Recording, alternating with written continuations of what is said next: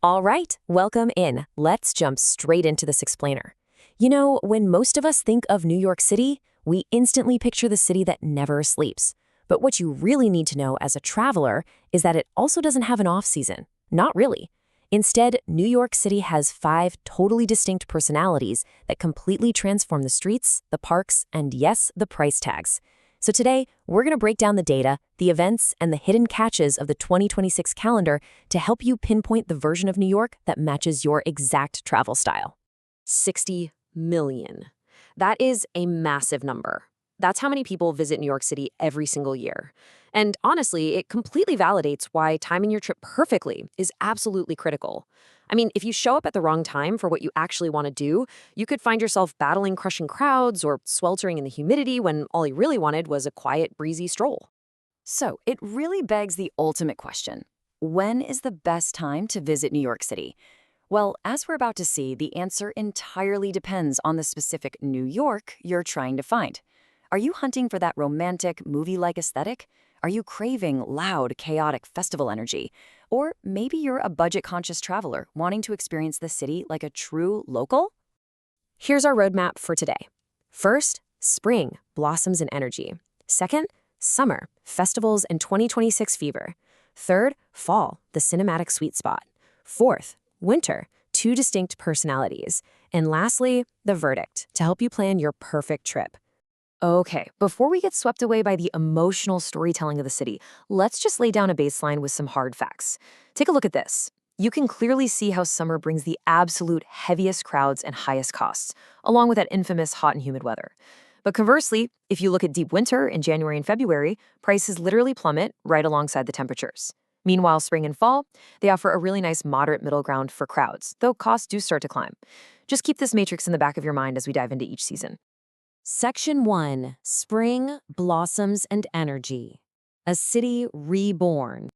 Picture this. The city is waking up from a long, gray winter, and there's just this collective, hopeful exhale across the boroughs. The sensory magic of spring in New York is truly spectacular. The weather usually hovers right in that incredibly comfortable 60 to 70 degrees sweet spot, so it's the absolute prime season for wandering the High Line on foot or catching a ferry ride. And the visual centerpiece of it all? Central Park and the Brooklyn Botanic Garden literally erupting into a pink-petaled fever dream by mid-April. It is stunning. And if you're planning specifically for 2026, the spring calendar does a fantastic job of balancing outdoor nature vibes with massive indoor cultural exhibitions. You've got the iconic Cherry Blossom Festival over in Brooklyn, alongside these incredible illuminated flower events called Hanami Nights. And hey, if you prefer an indoor spectacle, April also brings the massive New York International Auto Show. But look, we've got to be real here. Every season has a catch, and you need to know the catch for spring.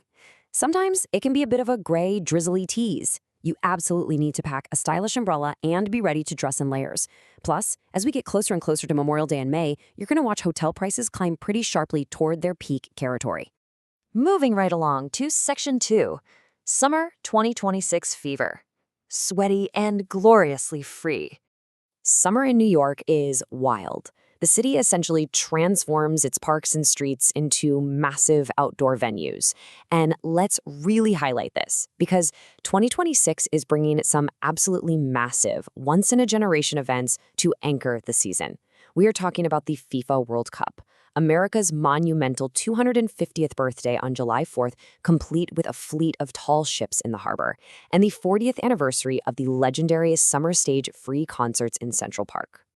Honestly, the best part of a New York summer is its inclusive energy. Like, even if you don't drop hundreds of dollars on a World Cup stadium ticket for the matches over in New Jersey, you can still soak up that massive global energy completely for free. There are going to be official fan zones set up across all 5 boroughs, everywhere from Flushing Meadows and Queens to Brooklyn Bridge Park, broadcasting the games live with some incredible cultural programming. All right, but here is the summer catch, and it's a big one. It is brutally hot and heavily humid. As one of our sources so perfectly put it, waiting on a subway platform in July literally feels like a dragon's mouth. No joke. So to escape that concrete oven, you're going to want to pivot your strategy. Jump on a breezy $4 NYC ferry ride, or escape up to a stunning rooftop bar, like Harriet's in Dumbo, just as the sun starts going down. Next up, Section 3, Fall, the cinematic sweet spot. The movie aesthetic. This is when the air turns crisp, the leaves change color, and the whole city gets bathed in this gorgeous movie-like golden hour aesthetic. Right after Labor Day, the city's cultural engine roars back to life with this great back-to-business buzz. And fall brings incredibly rich events. You've got the New York Comedy Festival bringing absolute legends to the stage in November. And for the Halloween fans out there, you have the immersive Nightmare Before Christmas light trail at the Botanical Garden, the great jack-o'-lantern blaze up in the Hudson Valley, and of course, the delightfully chaotic Village Halloween Parade. Time for the reality check.